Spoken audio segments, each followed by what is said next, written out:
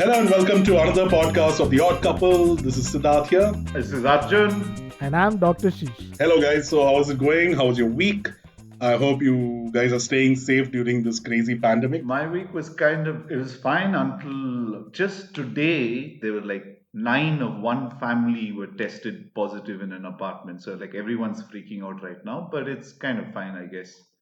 It was only a matter of time before it came. Yeah, it's a common thing that Dr. Sheesh faces on a daily basis. So Dr. Sheesh, how is it going? It's going okay there. I mean, the numbers are going up. And so we just have to deal with it. That's the way I look at it. Not looking too much into it. Life is going on. People are moving on. And, we just hope that it all passes. And hopefully that many lives are not lost. Yeah, let's hope and pray for that and speedy recovery for all who are infected by this virus. I had a question, Dr. Sheesh, which is, so I remember long back there was a relative of mine who was brain dead and on life support. Now, is withdrawing of life support euthanasia? Is it classified as euthanasia? I have a doubt on. So what it is that there are actually 4 aspects to euthanasia. So the first being active, the second being passive, third indirect, and then physician assisted suicide, right? So these are the 4 different types of euthanasia which we know of. It's classified like that. So what is active? Active is when it involves a direct administration of a lethal substance by a third party with merciful intent. And then we've got passive is nothing but withholding or withdrawing life sustaining treatment. So that is like what you just mentioned, like somebody who is on a ventilator or ECMO support or something like that. And then you're turning that off and then the patient can't survive without it. So you're withdrawing any life sustaining treatment for that patient. That is legal in India. Every other form of it is illegal in India. And then we have indirect. Indirect euthanasia is when the doctor prescribes you a medication, which if you consume in overdose or you consume it, it can be fatal to you.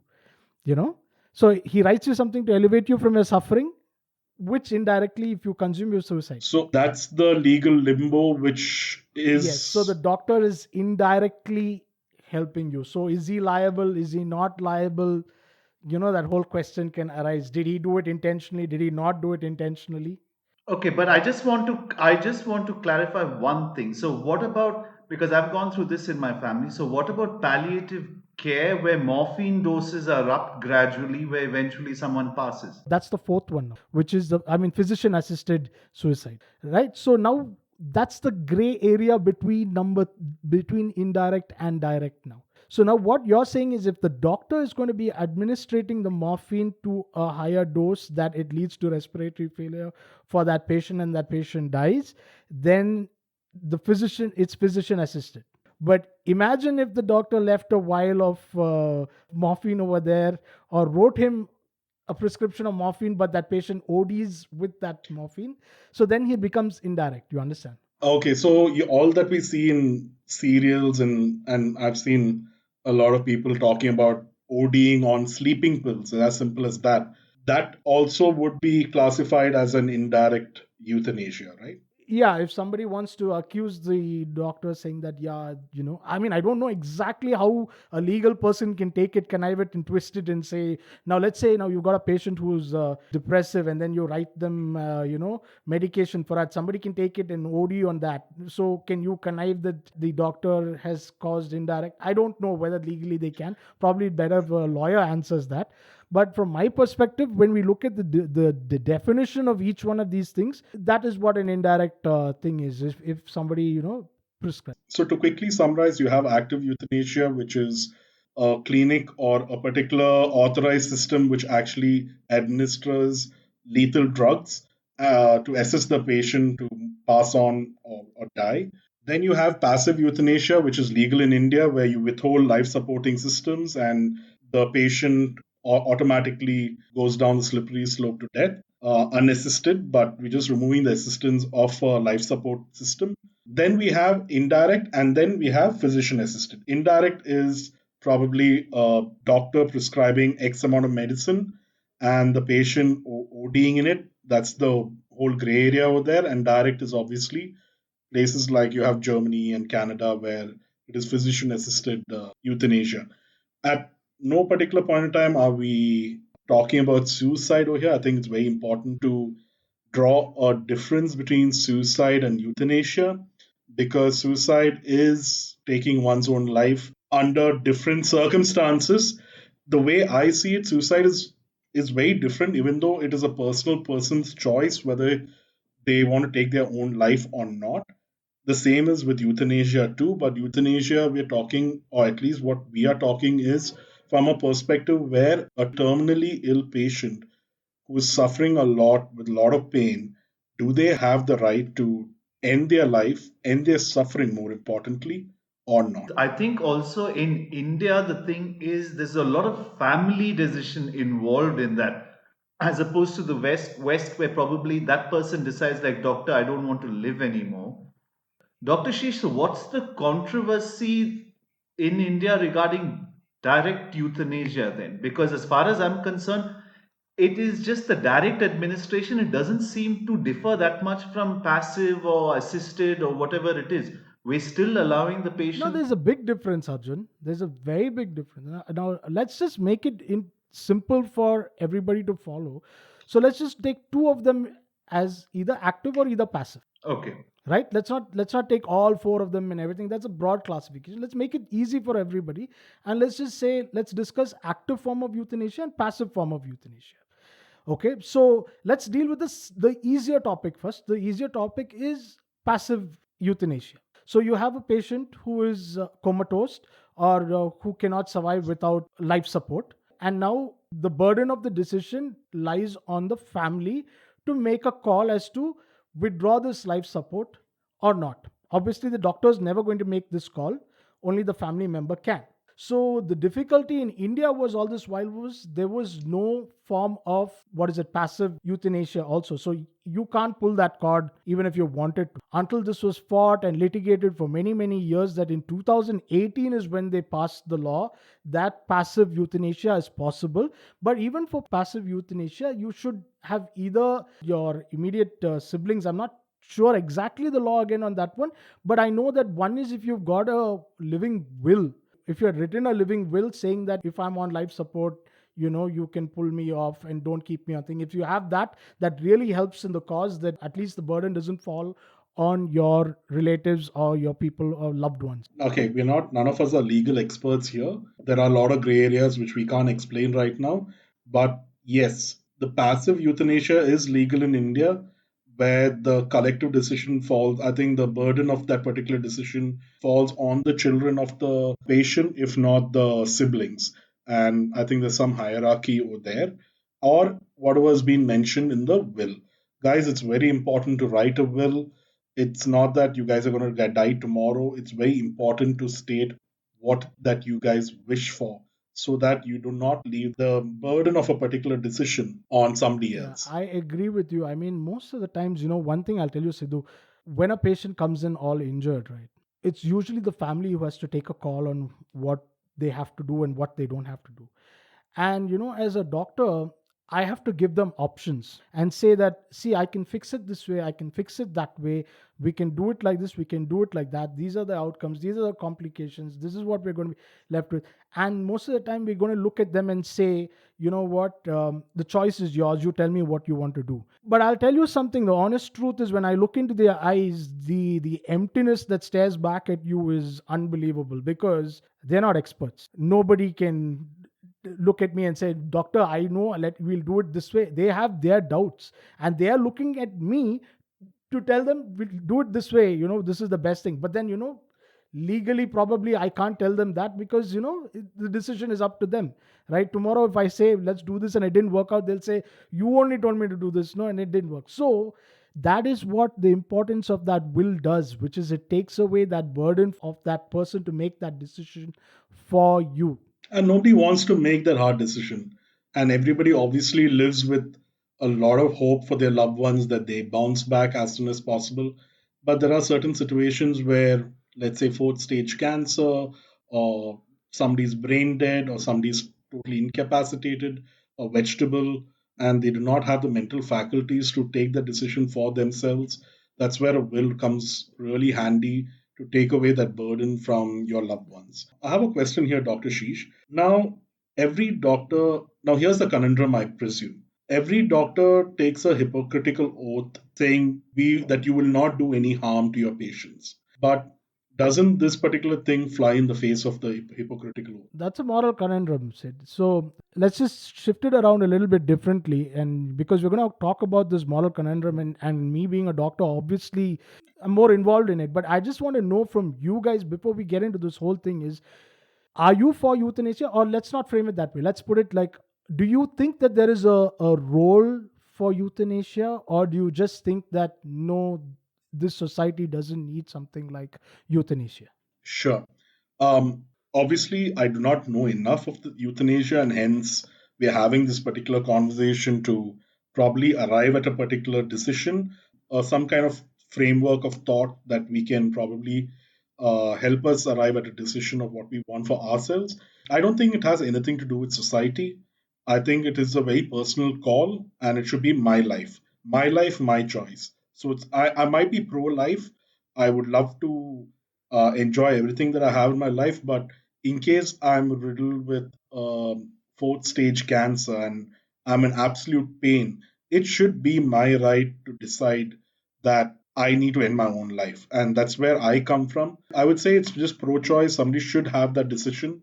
Both the person, that's me, who's suffering, as well as it should also be the decision of the doctor. The doctor should not be forced to do anything that he doesn't want to. Arjun, you? Me, I agree with Sid in being pro choice, but if I know it's the point of no return, I will not hesitate to ask people to end my own life, mainly because I know the kind of decision making it'll entail on behalf of my family. I know what I'll be putting them through. I'd rather take the burden of them and have it very clear that at that point of which that there is no return for me, please ensure that I do not go beyond this point. Okay. And so for me, I'm like conflicted. On one side, I had this conversation with my wife, and I said, like, babe, listen, if I'm quadriplegic or I'm a total vegetable, or if it comes to a scene where you've got me on life support, don't go down that road and leave me a vegetable and say that you're going to live your life around me or whatever. Just help me pass and go in, because I'm not one of those people to sit quietly for 1 second. So it's not in my personality. But on the other hand, when I think about it as a doctor, then I've got a different skewed view, which is like what Sidhu told me, which is your pro choice, which is the fact that you want to choose whether you need to live or not. If I need to deem you fit to undergo euthanasia, you need to convince two people that you are in sound mind to undergo euthanasia. So, there itself, you don't have the right to choose whether you can die or not, because you need to have two people who agree with you, and it's their choice whether they find you things. So, that itself for me is like you don't have the choice where you stand. Which is your family and your doctor. Not your family, you have to prove to two doctors. So there itself you're not in control. So if you are not in control, then why call it euthanasia? You might as well just go commit suicide, right? So that's one point which is against it. But again, suicide is illegal. So euthanasia is also not legal. I mean, you have to convince two people. The whole point is, do you control your life? You don't control your life. Those two people make that decision for you. Another interesting thing which somebody said to me is, when you choose to say that, oh, you can take my life and just let me pass or whatever, you're being very selfish. So it got me thinking into this thing of being selfish. So I was thinking that, okay, I want to pass on. So imagine if there's somebody who is sick.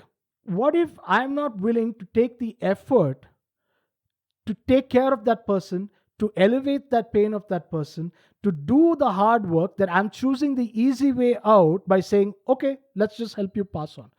But because there are people working today in palliative care who are doing their best, serving their whole, giving their whole for some person's happiness, and sitting there and trying to say that, okay, you are going to pass, but I'm going to spend every moment I can with you so that you have a better quality of life. For me, maybe isn't that better than us just taking the easy way out and saying the highway? No, that's exactly what I'm trying to say is that it should be the decision of that particular person. let's say if I'm in palliative care or and you're a doctor, obviously our intention is to make them feel get better. As a doctor, you want to do everything, probably cure them, if not make them at least better. Whereas a palliative care person would probably want to try and make their quality of life much better, alleviate the pain as much as possible, give them mental peace. That is the approach from a palliative care, right? But from a person who is actually suffering, because a palliative person is not suffering, neither is a doctor suffering any kind of pain. The actual pain is being suffered by the person. So in case, No, I would just want to interrupt you here only because you made a very good point. So maybe I can also argue it the other way, which is that I'm being selfish by thinking that, you know what, I don't want the guilt of I didn't do enough for you. I don't want to live with that guilt that I didn't do enough for you. So I'm going to say that, okay, let me take care of you. And I'm making you suffer so that I don't feel that guilt. Right? I'm assuming that's what you're saying. And that's a exactly, beautiful exactly. point. So there's this story of this guy who was terminally ill and was given, like, I think 3 months to die or 6 months to die. And he was going through this whole painful episode and everything, and he didn't have the will to live anymore. I think he was from Netherlands or someplace where it's mercy killing is allowed. So they say that he actually planned his funeral. He planned his goodbyes. He met everybody. He spoke to everybody. He set a date out, and he died with dignity. He didn't die alone. He didn't die out of depression. He didn't die out of thing. He left happy. He left prepared. So yeah, yeah, I mean there is that side of it, dignity in death. Somebody sees that that is dignity, and that's the way I want to go out, right? You got to respect that too, right? Yeah, you prepare for the event. It is your time of your passing. It is coming. It is nearing. You gather your loved ones. You prepare yourself. I mean, I think that's awesome. Okay, on that note, I think that's a lovely story, dying with dignity and a peace of mind. We'll take a quick break and we'll be right back. And welcome back from the break, and we'd like to thank our sponsors. Now, let's quickly talk about the pros and cons. I think that would pretty much cover all that we need to speak about this topic because, yes, one is a personal point of view, which is I'm pro life. Then there's a conundrum of the doctor wanting to give the best of medical care and a palliative care person wanting to alleviate the pain and mental suffering and everything. And like the lovely story that you had mentioned, what happened in Netherlands, where dying of dignity. No, on that note of dying on dignity, no, I want to give you the other story of where somebody doesn't have that dignity in death. So I have this 13-year-old or 14-year-old kid who was a quadriplegic, and we sent him back home. He's not from a really great socioeconomic background, poor family, everything. And I guess everybody has to go to work, so there's nobody to take care of the kid until he came back, maybe I think a year and a half later or 2 years later. His whole body is full of bed sores. Yeah, so any one of these quadriplegic people, you need to have one of those water beds. You need to have them turn every 30 to 45 minutes. You got to flip them from side to side, and if you don't do that, the dependent area goes into sores, and then that sore will get infected. And that's what happened to that kid, that he was so infected, he finally died out of sepsis, ultimately. That's really horrible, no? So my point was that if you don't have the socio-economic background, it doesn't matter whether you want to give or you want to take care of him. Ultimately, you couldn't, and you tortured him for that 3 years, and he died without dignity. He died with all that suffering. And whose fault is that? Not your fault. It's not his fault. But what if we could have just sent him away happily, without him having to suffer all through this because of our guilt that we should keep him, we cannot send our child, and you made him suffer, man, so that is also there. So as a doctor, I feel really confused about whether we should, whether we shouldn't. And there's always that one angle of who misuses it. I'm sure there will be 1% of person, Right. or somebody who will use it and misuse it. So yeah, when you talk about pros and cons. So, Dr. Sheesh, coming back to the Netherlands story and you being conflicted here and now with this story about the 13 and 14-year-old boy, Would you rather see a system in place like the Netherlands? Would that make your decision as a doctor easier? Would that environment make your decision easier? So this is where I'm conflicted, because I remember Sadhguru saying something. When Sadhguru was asked about euthanasia, he just put the question back to them and said, do you think there is a solution which we can give which is the right answer? So obviously there is no right answer. There is no right and there is no wrong. So his answer was very simple, which was, when I don't have a right answer or a wrong answer, don't tinker with it. Because if you're going to tinker with it and not have an outcome, you're only going to do damage to it. So that is the thing which I'm still conflicted about. When I know it's not right, it's not wrong, whatever I think, like what you said, do I want this system? Yeah, at one point it looks like a great system, and then at another point, what if somebody is going to misuse that system and then say that, you know what, we can knock off a grandmom over here and, just get two doctors to sign it. You just need two dirty doctors, two lawyers who don't know what type of center. Anything can happen. That's the worst part. No. True. But I think you bringing up Sadhguru's point, I think that is another biggest driver for the against euthanasia argument, which is religion. Because most religion consider unnatural death as a sin. And that is the biggest hurdle which any of these activists who are trying to fight for legalization of euthanasia, the biggest lobby is the religious lobby, the church and the Waqf board and Absolutely. And that's everything. why I never listen to politicians talk about euthanasia, because there's not a word of truth which comes out of them. They're always reaching out to a demographic. So if you take Catholicism, if you take Islam, I'm not too sure about in Hinduism whether it's written or it's not written. But in the other two religions, at least, I'm damn sure there is no role for euthanasia, and it is looked down, frowned upon. But there are aspects, I think, to Buddhism and Jainism and even some facets of Hinduism where you prepare yourself and they have attain samadhi or you prepare yourself for your death. That is something like your passive euthanasia, right? Because you stop eating, you stop drinking, you stop providing your body fuel to sustain, and Isn't then that you die, suicide? and then you pass away. So your Jain monks that you're talking about, but it is a suicide, but it's accepted by religion, so it's no longer suicide, and that's That's not the doable. That's beauty of that's it, right? weird. They can just decide to back away from it and say, okay, now I shall decide to pass.